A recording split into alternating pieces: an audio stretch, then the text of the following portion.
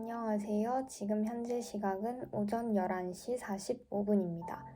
일단 제가 오늘 진도 나갈 부분을 한번 봤는데요. 오늘은 제4장 유물 수습 및 응급 처리에 대해서 나갈 것 같아요. 근데 보아하니까 좀 분량이 꽤 되더라고요. 그래서 일단 시간 봐가면서 깔끔하게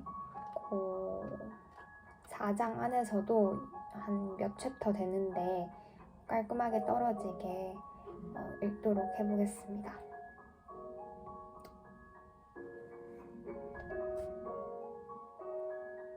제4장 유물수습 및 응급처리 1. 발굴과 보존처리. 우리 선조가 남긴 유형 문화재 중에서 지하에 매장되어 있는 것을 매장문화재라고 한다. 문화재 조사는 조사 방법에 따라 지표조사와 시굴조사, 발굴조사로 구분되며 조사 목적에 따라 학술조사와 구제조사로 구분된다. 발굴조사는 일반적으로 매장 환경 속에 묻혀있는 과거의 역사적 유물 유적을 지상으로 드러내는 일이고 고고학을 연구하는 데 중요한 일부분을 차지한다고 할 수 있다. 특히 유물은 유적 안에 포함되어 있던 것으로 재질별로 금속류, 석기류, 토기류, 목재류 등이 있고 다양한 형태의 각종 무기류, 장신구류, 생활용구류 등이 출토되고 있다. 이것은 수백 수천 년의 긴 세월 지하에 매장되었다가 발굴에 의해 출토된 유물로 학술적 조사 연구를 실시하게 된다. 고고학적 발굴 조사에 있어 보존 처리는 고고 유물의 연구에 필요한 일부분으로 최초 발굴 계획에서부터 보존 처리자의 참여가 이루어져야 한다. 그래서 보존 처리는 그 처리할 때만 참여가 이루어지는 게 아니고요. 발굴 계획부터 참여가 이루어진다는 게 좀 특이한 것 같아요. 그쵸? 출토 유물은 매장 환경에 따라 보존 상태의 차이는 있겠으나 대부분 찌그러지고 깨지고 녹슬고 만지면 부서지는 상태로 출토되며 이런 상태로 출토된 유물을 통해 과거의 문화를 복원하고 당시의 생활상을 연구하여 왔다. 이러한 상황에서 보존과학은 유물을 발굴 현장에서 최대한 안전하게 수습하고 과학적 보존 처리를 거쳐 과거의 형태로 복원하여 더 좋은 상태의 연구 자료로 되살려내는 역할을 하고 있다. 부식이 일어나는 지하 환경에 대해 알아보기로 하자. 유물이 묻혀있는 지하 환경은 지상 환경과 약간의 차이가 있다. 날씨가 극히 건조한 기간을 제외하고 토양의 입자 사이에 존재하는 토양 환경의 상대 습도는 98% 이상이며 건조층 자체도 50cm 이상은 넘지 않는다. 토양 환경의 구성 성분은 우리가 호흡하는 환경과 큰 차이는 없으나 다만 산소의 함량이 조금 적고 이산화탄소 CO2 함량은 훨씬 많다. 이를 다음의 표에 제시한다. 그래서 다음의 표에서 저자는 지하, 지상 환경을 대비해가지고 퍼센트지로 나타내 주셨어요. 그래서 질소 N2, 산소 O2, 이산화탄소 CO2, 그리고 RH가 아마 산성도라는 걸 의미할 것 같은데요. 그리고 마지막으로 온도까지 이렇게 5가지를 기준으로 해서 지하 환경과 지상 환경을 구분을 해주셨어요. 그래서 보면 질소는 정확히 80%로 둘 다 똑같고요. 동일하고요. 그 다음에 산소 같은 경우에는 큰 차이는 없네요. 지하는 17%, 지상은 20%로 3% 차이밖에 안 나는 미량의 차이를 보이고 있고요. 그 다음에 이산화탄소 같은 경우에는 좀 차이가 많이 나는 것 같기도 하고 왜냐하면 지하는 3%고 지상은 0.03%라고 하네요. 그 다음에 RH 산성도 같은 경우에는 지하는 98% 이상이다. 그리고 지상은 20에서 80%로 그 레인지 범위가 조금 다양하네요. 그 다음에 온도 같은 경우에는요. 지하 환경이 조금 지속적인 온도를 보여주는 성향이 강한 것 같아요. constant라고 적어주셨고요. 지상 환경은 온도가 되게 변화가 잦나 봐요. 여기 varies라고 영어로 적어주셨어요. 좋습니다. 그 다음 읽어볼게요. 여기서 알아두어야 할 것은 유물의 부식률은 유물 표면에서 산소 확산율에 의해 좌우된다는 점이다. 요거는 조금 알아두면 좋아요. 특히 저 같은 경우에는 알아두면 좋겠죠. 부식은 산소 때문에 사실은 일어난다고 해도 과언이 아닙니다. 계속 읽어볼게요. 지하에 매장되어 있을 때에는 부식 속도가 평행을 이루다가 발굴 후 급속히 부식되는 건 산소 확산율이 크기 때문이다. 또 다른 차이점은 지하의 깊이 20cm 이하의 토양 온도는 불과 1도의 범위로 일정 (constant) 하나 지상 온도의 변화는 연간 40도 범위로 변화가 심하다. 아까 various라고 했죠? 오랜 기간 매장 환경에 놓인 유물은 처음에는 가두어진 공간에 산소가 소비되면서 산화 상태로 되나 박테리아 등의 미생물로 인해 시신과 유기물질, 부장품의 유기물이 분해되면서 아민유, 암모니아, 탄산가스, 메탄 등의 생산으로 산소가 결핍되어 환원 상태로 된다. 그러면 초반에는요,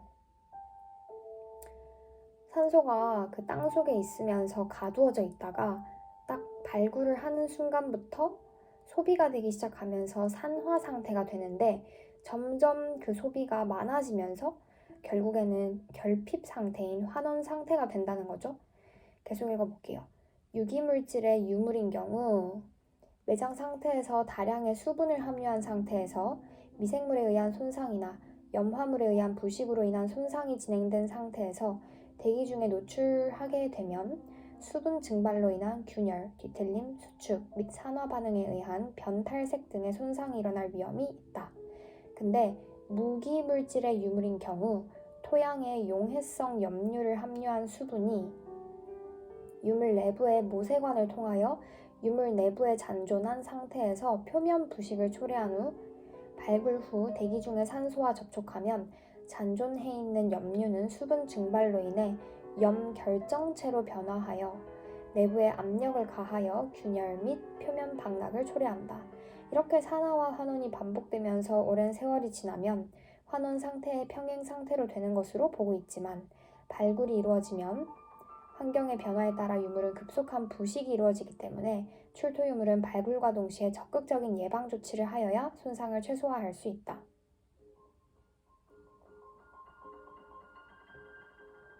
이러한 작업을 위하여 발굴 현장에서의 보존 처리자의 역할은 매우 중요하다.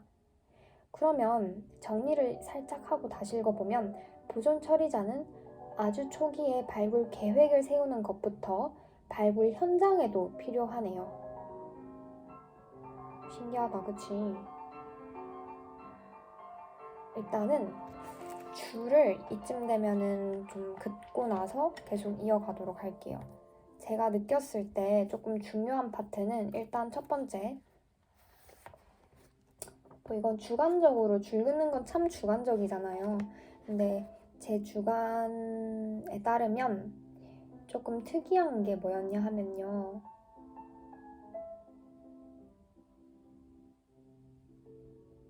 오케이. 문화재 조사를 초반에 분류를 해주셨거든요. 봅시다. 문화재 조사를 일단은 동그라미를 연하게 해보고요. 조사 방법 괄호치고 조사 목적 괄호치고요. 거기에 따라 분류해 주신 거를 밑줄 긋도록 하겠습니다. 문화재 조사는 조사 방법에 따라서 크게 세 가지 줄 끌게요. 지표 조사와 시굴 조사 그리고 발굴 조사로 구분이 되고요. 다음 두 번째 조사 목적에 따라서 크게 두 가지 학술 조사와 구제 조사로 구분을 해주셨습니다. 그러면 넘버링까지 해보도록 할게요. 조사 방법 1번, 조사 목적 2번. 거기에 따라서 구분을 해주셨어요. 그 다음에 제 주관에 따르면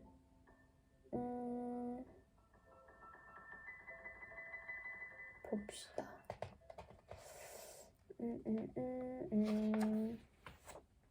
주관에 따르면요. 유물의 부식률은 산소 확산율에 의해 좌우된다. 밑줄 그을게요. 유물 표면에서 산소 확산율, 산소 동그라미, 부식 동그라미 연관성이 있다는 거니까 위해 좌우된다. 그 다음에는요. 봅시다. 그래서 어찌됐든지 간에 유기물질의 유물이든 무기물질의 유물이든 중요한 건, 자, 밑줄 그을게요. 산화와 환원이 반복된다. 그러면서 부식이 이루어진다. 부식. 그게 그냥 공통점이었어요. 그리고 보존 처리자 동그라미 할게요. 근데 그게 어디 있었더라? 분명 앞 페이지였는데? 여기 있다. 보존 처리자 동그라미를 하고요. 보존 처리자의 동그라미를 해야 되는데 보존 처리의 동그라미를 해버렸네? 웃자냐? 어떡하냐? 사투리 나오고 이런다. 암튼 아이 진짜 이거 어떡해. 좋은 방법이 없을까? 정말로 몰라. 보존 처리 동그라미 했는데 뭐 어때? 보존 처리자에 그러면 물결 표시로 하고 최초 발굴 계획 밑줄 긋고요. 그다음 뒤에 발굴 현장도 같이 줄을 그을게요. 생각보다 여러 곳에서 보존 처리자의 역할이 필요하다는 게 인상 깊었어요, 저는. 계속 읽어보도록 할게요. 발굴 현장에서 보존 처리자의 바람직한 참여가 이루어지기 위해서는 발굴 전체 기간 동안 보존 처리 담당자가 상주해야 하며, 아니면 보존 처리의 필요와 출토 유물에 대한 조언을 위해 발굴 현장을 정기적으로 방문해야 한다. 또 보존 처리 담당자의 조언을 조사단 단원 1인이 전문적으로 맡아 유물 안전 관리를 하고, 긴급하고 복잡한 문제에 대해서는 보존 처리 담당자에게 즉시 방문할 것을 요청할 수 있어야 한다. 그렇군요. 위의 방법을 채택하기 위해선 발굴의 규모, 예산 등을 고려하여 정해야 하는데, 발굴 계획 초기 단계에서 보존 처리 예산을 측정하여 보존 처리 담당자의 발굴 현장 참여를 고려해야 한다. 오케이. 그리고 보존 처리 예산을 계획할 때는 미처 예상치 못한 뜻밖의 상황에 대처할 수 있는 여분의 예산을 감안하여 계획해야 한다. 그렇겠죠. 뜻밖의 상황에 대처할 수 있는 여분의 예산. 보통 이런 거는 어떤 케이스일까요? 궁금하긴 하다. 뭔가 예산이 예상치 못하게 더 들어가는 경우는 어떨 때 일어나는지 궁금하긴 하네요. 나와 있진 않지만. 그렇게 해서 지금 제4장의 1, 소단원, 발굴과 보존 처리 끝이 났고요. 2번, 발굴 현장에서의 유물 수습 및 응급 처리 들어가 보도록 할게요. 차이점을 지금 제가 계속 책장을 왔다 갔다 하면서 보고 있는데, 소단원 1은요, 발굴과 보존 처리에 관한 거였고요. 그 다음 소단원 2에서는요, 발굴 현장에서의 유물 수습 및 응급 처리, 보존 처리, 응급 처리, 이렇게 차이점이 있네요. 그래서 소단원 2번 들어가 보도록 할게요. 어디까지 하게 될지는 모르겠지만, 왜냐하면 이게 조금 길더라고요. 유물별로 굉장히 세부적으로 구분을 하셔서 지금 이렇게 글을 이어나가가지고 중간에서 잘라야 될 것 같아요. 일단 가보도록 하죠. 발굴 현장에서 출토되는 재질에 따른 유물별 응급처치 방법에 대한 다양성과 더불어 유물의 현장 수습 방법은 각 유물들의 출토 상태나 환경 조건에 따라 많은 차이가 있다. 그렇겠죠. 석기와 같은 단단한 유물을 제외하고 목재와 금속은 부후 부식되며 토기와 같은 유물은 파손 상태로 출토되는 경우가 많다. 게다가 매장 환경의 습하고 건조함의 차이, 그리고 밀폐 정도에 따라 유물의 손상 정도는 큰 차이를 보이기 때문에 일괄적인 수습 방법을 적용할 수는 없다. 그래서 여기 챕터가 좀 긴 것 같아요. 일괄적으로 적어주신 게 아니라 다 하나하나 세밀하게 다 다르게 적어주셨더라고요. 아무튼 계속 읽어보도록 할게요. 중요한 유물들에 대해서는 관련 분야의 경험이 있는 전문가에게 자문을 구하고 유물 수습 기술 관련 문헌을 참고하여 체계적으로 유물 수습에 대해 계획하고 필요 장비를 확인하여 준비한다. 이때 일어날 수 있는 사고에 대한 사전 계획도 철저히 준비하고 가능하면 계획을 꼼꼼히 지키고 완벽하게 유물 수습을 끝내도록 한다. 또한 유물을 수습하기 전에 유물에 대한 자세한 기록과 사진 촬영, 모사 등을 준비하고 유물을 수습할 때 주위에 장애가 있는지를 확인하는 것도 중요하다. 일반적으로 유물이 수습되면 상자 외부에 위아래 기준선, 방위, 내용물의 상세한 정보와 취급할 때 주의사항 등을 기록한다. 제가 여기서 약간 액센트를 다르게 하면서 좀 강세를 다르게 읽었는데요. 왜냐, 저자가 글을 굉장히 깔끔하게 잘 적으시는 것 같아요. 그걸 제가 느꼈어요. 왜냐하면 그러니까 유물을 수습하기 전, 그리고 유물 수습할 때, 그 다음에 유물이 수습되면 그 후, 이렇게 나눠가지고 조금 글을 적어 놓으셨네요. 아주 좋았습니다. 그 다음에 가볼게요. 금속 유물부터 가봅시다. 자, 1번. 금속 유물의 수습 및 응급 처리. 금속 유물은 대부분 오랜 기간 동안 매장 상태에서 화학적 또는 전기화학적인 반응으로 본래의 모습을 잃고 부식이 진행되게 된다. 특히 발굴을 통해 출토되는 금속 유물은 대기 중에 노출되면 공기 중의 산소, 수분, 온도 변화 등 여러 환경 요인에 따라 산화가 더 빨리 진행된다. 출토 금속 유물 중 파손 상태가 가장 심한 것은 순서를 가르쳐 주셨어요. 가봅시다. 철제, 청동제, 금동제, 은제, 금제, 유물순이며. 그렇구나. 그러면 금은 파손이 덜 되겠네요. 철은 가장 심하겠고요. 오케이. 금을 제외한 모든 금속은 산화, 수화작용과 각종 이온의 영향을 받아 화학적 변화와 생물적, 물리적인 작용의 영향으로 유물을 약하게 만든다. 화학적 변화, 그리고 생물적, 괄호 열고 박테리아, 물리적, 토압, 이런 여러 작용의 영향으로 유물은 약해진대요. 근데 금속은 예외라는 거죠. 금이 좋긴 좋아. 아무튼 출토 금속 유물은 부식 산화물로 덮여 있는데 철제품인 경우에는 녹과 이물질이 혼합물로 고착되어 형태를 파악하기 어려운 상태가 대부분이며 심한 경우에는 균열과 파손으로 형태 변형을 가져온다. 이러한 경우 출토 유물을 현장에서 분리하여 수습하게 되면 심한 파손의 위험이 있으므로 주변에 토양이랑 같이 수습하여 보존 처리실에서 체계적인 분리 작업을 통해 처리하는 게 가장 안전하다. 그렇구나. 보통 우리가 왜 그거를 발굴을 하면 주변에 흙이랑 같이 이렇게 묻어져서 나오는데 그 현장에서 흙을 막 털어내려고 하고 억지로 떼려고 하고 그렇게 하면 파손이 될 위험성이 있기 때문에 그냥 안전하게 그 덩어리 채로 그러니까 들고 와서 보존 처리실에서 체계적으로 흙이나 유기물질을 그 철제, 금속 유물한테서 이렇게 분리를 하는 작업을 한다는 거죠. 그렇구나.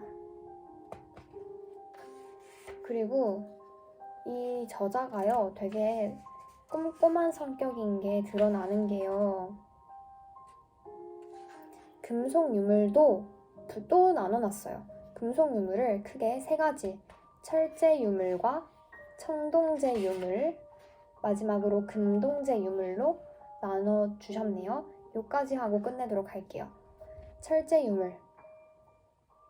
철제 유물은 유형별로 보면 단갑과 같은 입체감이 있는 대형 유물과 환도대도와 같은 중형의 긴 유물, 소형의 유물로 구분할 수 있다. 크게 세 가지로 그러면 나눈다는 얘기네요. 대형, 중형, 소형으로. 대형 유물의 경우 폴리우레탄 폼을 이용하여 수습할 수 있다. 우레탄 폼을 이용한 수습은 대형 유물의 경우 외에도 여러 개의 유물이 녹물에 의해 고착되어 여러 겹으로 붙어 있어 수습이 어려운 경우나 유물이 유구의 단단한 바닥면과 고착되어 있을 경우에 일반적인 방법으로 많이 이용되고 있다. 오케이, 그러면 우레탄 폼 같은 경우에는 크게 두 가지 경우에 이용이 되네요. 어떤 경우냐? 첫 번째, 여러 개 유물이 서로 지들끼리 붙어져 있을 때. 두 번째, 유물이요, 유구의 단단한 바닥면이랑 붙어져서 잘 떼지지 않을 때, 그럴 때 폴리우레탄 폼을 사용을 한대요. 오케이. 수습 방법은 먼저 노출된 유물 표면에 1차로 한지를 한 겹 깔고 붕대로 옆면을 감아 보강한다. 2차, 밀착성이 좋은 클링필, 비닐랩을 씌운 다음에 3차, 알루미늄 포일로 색종이 크기로 잘라 표면 전체에 부착한다. 그러면 이렇게 순서론적으로 보면 한지, 붕대, 비닐랩, 알루미늄 포일이 되겠네요. 유물을 완전히 밀봉을 그렇게 하고요. 주변을 합판이나 골판지로 칸막이를 만들어 혼합한 발포성 우레탄 폼을 10cm 두께 이하로 빈 공간에 부어서 충전을 해줘요. 오케이. 이 과정에서 보존 처리를 위해 우레탄 폼을 제거할 때 유물의 위치를 정확히 파악하기 위해 나무젓가락, 이쑤시개, 못 등을 유물 주위에 박아서 표시를 해둔다. 그리고 바닥 흙을 파내어 하단이 위로 향하게 뒤집어 놓고요. 오, 특이하다. 하단이 위로 향하게 뒤집어 놓고 한지 및 거즈로 밀착시킨 후 다시 발포성 우레탄을 발포시켜 완전히 포장한다.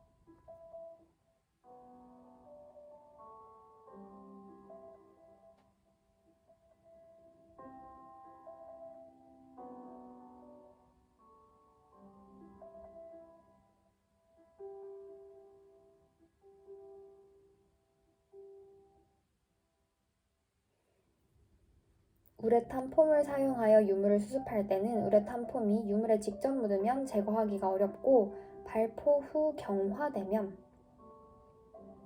약 30배로 부피가 증가하기 때문에 정확한 채적 계산이 필요하다. 환두대도와 같은 긴 유물이 여러 개 파편으로 파손된 상태일 때는 유물을 강화 처리한 후 흙과 함께 수습하는 방법이 가장 적절하다. 강화제는 유물에 손상을 주지 않고 차후 보존 처리할 때 가역성이 좋고 현장에서 사용하기 편리한 강화제를 선택하는 것이 중요하다. 일반적으로 세메딘 C를 아세톤의 약 5에서 10% 정도로 용해한 것을 사용하거나 철제 유물의 보존 처리 강화제로 사용되는 합성 수지를 사용한다. 흙과 함께 수습할 때 유물 손상의 위험이 없다고 판단될 경우에는 바탕 흙 위에 직접 석고 붕대나 우레탄 붕대로 지지한 후 수습해도 좋다. 만약 토양이 사질토이거나 흘러내려 무너질 위험이 있을 때는 주변의 흙을 폴라로이드 B 또는 폴라로이드 NAD 용액으로 토양과 같이 강화 처리를 실시한다. 오케이. 수습한 유물은 밀폐 용기 또는 운반 상자에 보관하여 운반 도중 분리된 유물과 흙이 부서지지 않게 주의를 에어 비닐 또는 폴리우레탄 폼, 플라스틱 폼 등으로 완충한 다음 밀폐시킨다. 상태가 양호한 소형 유물일 경우에는 일반적으로 현장에서 유물을 수습하는 과정과 동일한 방법으로 수습하되 급격한 환경 변화를 방지하기 위하여 비닐 시료 봉투나 에스칼핌에 밀봉하여 외부 공기와 차단하여 보관하거나 빠른 시간 안에 보존 처리를 실시하는 것이 가장 적절하다. 주의할 점은 유물 주변의 파편이나 육안으로 판별이 불가능한 유물로 추정되는 경우 일괄로 수습하여 하나의 비닐봉투에 넣어 보관하여야 한다는 것이다. 정말 꼼꼼하시구나. 왜냐하면 금속 유물 안에서도 철제 유물, 그리고 또 그 안에서 대형, 중형, 소형 다 나누어서 설명을 해주셨어요.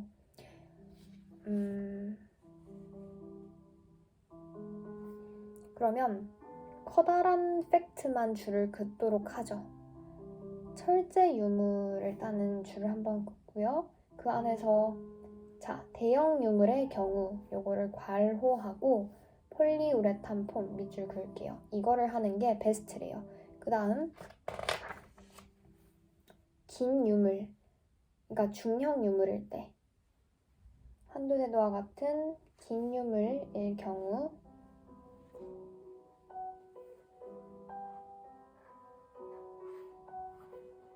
유물을 강화 처리.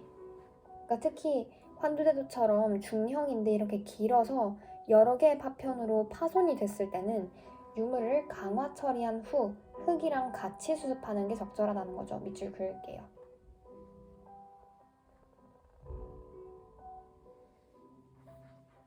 그 다음 마지막으로 상태가 양호한 소형 유물일 경우 이것도 괄호를 하고요.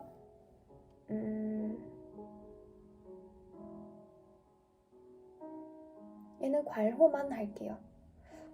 네. 그 다음 청동제 유물로 들어가 보도록 할까요? 말까요? 청동제 유물. 출토 청동 유물은 금속이라는 선입견 때문에 표면 자체가 견고할 것으로 생각할 수 있으나 실상 내부는 가루 상태로 된 악성 녹인 염기성 염화동으로 형성되어 있는 것이 많다. 이러한 유물을 수습할 때는 상당한 주의를 요하는데 조금이라도 방심하여 소홀히 다루면 원형을 잃게 되는 경우가 있다. 우리는 이 같은 부식 화합물, 녹을 청동병에 걸렸다고 한다. Bronze disease라고 적어주셨네요.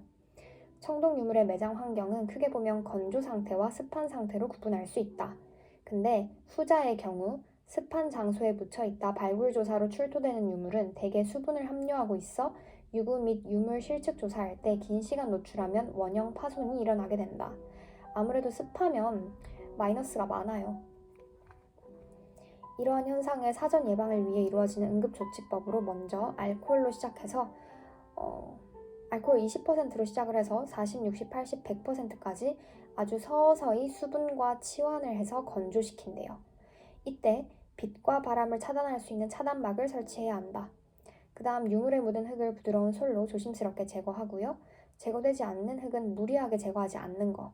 그 다음 강화 처리는 유물의 부식 형태에 따라 다르겠으나 대체로 10% 이내 폴라로이드 B-72 또는 방청제를 첨가한 인크랄락으로 강화한다. 너무 고농도로 강화 처리를 해버리면 실제 보존 처리할 때 용해 과정에서 유물이 파손될 수도 있다. 어떠한 보존 방법을 적용하든 간에 그 다음 처리 과정을 항시 염두에 두고 방법을 선택해야 한다. 앞의 과정이 무사히 완료되면 수습을 한다. 이때는 특별한 수습 도구가 있는 것이 아니기에 상황에 따라 대처를 한다. 이를테면 책받침을 사용한다던가 죽도를 사용한다던가 유물이 놓여있는 바닥면의 상태에 따라 도구를 선택한다. 실제 필자가 수습했던 여천 정량동 상적 지성묘 출토 비파형 동검을 예로 들면 와, 얘까지 들어주셨네요. 지성묘는 바닷가에 인접해 있었대요. 발굴 책임자의 연락을 받고 현장에 도착해 유물에 놓여있는 상태를 조사한 필자는 놀라지 않을 수 없었다. 어떻게 된 일인지 금속이 물에 불어서 두부처럼 말랑말랑한 상태였기 때문이다. 어떡해? 비파형 동검이 말랑말랑했대요. 망했네. 암튼 그대로는 수습이 불가능하다는 판단을 하고 먼저 거적을 구하여 빛과 바람을 차단해 급작스러운 건조를 막아주었다. 그리고 난 후 유물의 젖은 수분을 탈수하기 위해 20% 알코올로 시작해 100%까지 서서히 수분을 치환했다. 약해진 비파형 동검은 10% 폴라로이드 B-72로 강화 처리를 한 다음 수습했다. 이와 같은 예는 흔하지 않으나 습지 발굴 조사에서는 예상치 못한 돌발 상황이 일어날 수 있기 때문에 응급조치에 필요한 사전 준비를 철저히 갖추는 것이 유물을 살리는 지름길이다. 오케이. 마지막으로 금동제 유물을 보도록 할게요. 금동제 유물은 구리 합금 위에 금, 도금한 금동관 등 많은 종류의 유물이 있다. 대개 이 유물은 바탕 금속인 구리 합금이 부식되면서 표면의 금을 덮어 청동제 유물로 보일 때가 많다. 그렇구나. 대체로 금동제 관의 경우 유구 바닥 자연석에 파손된 상태로 깔려 있는데 유물과 자연석 사이에 흙이 끼어 있다.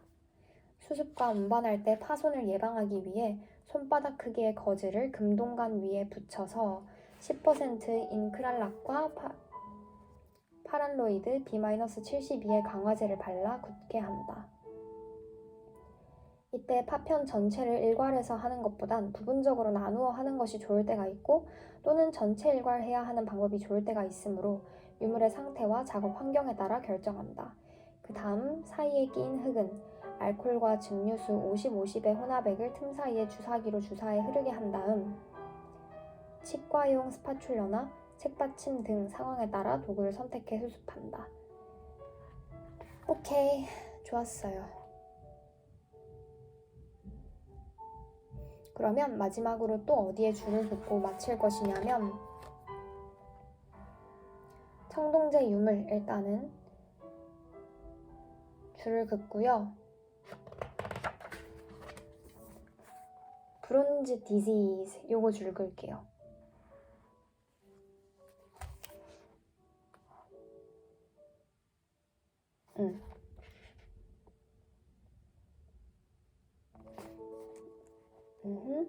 그리고 습하면 굉장히 위험하다는 거. 습한. 자, 매장 환경에 따라 건조 상태 괄호 열고 괄호 닫고 습한 상태 괄호 열고 괄호 닫는데 습한에 세모 한번 할게요. 더 위험하니까. 그 다음에 마지막으로 금동제 유물 줄을 그을 건데요. 얘 같은 경우에는 좀 특이한 게 바탕 금속이 부식되면서 청동제 유물로 보일 때가 많대요.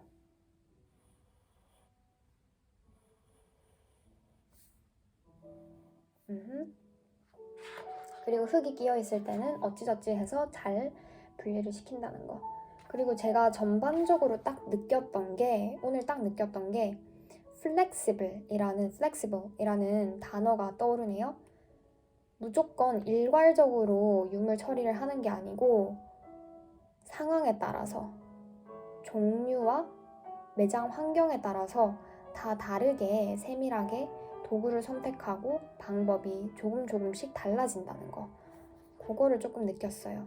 아무튼 그럼 오늘은 여기까지 하고 내일부터는 토기 유물 수습 및 응급 처리부터 들어가도록 할게요. 그럼 안녕.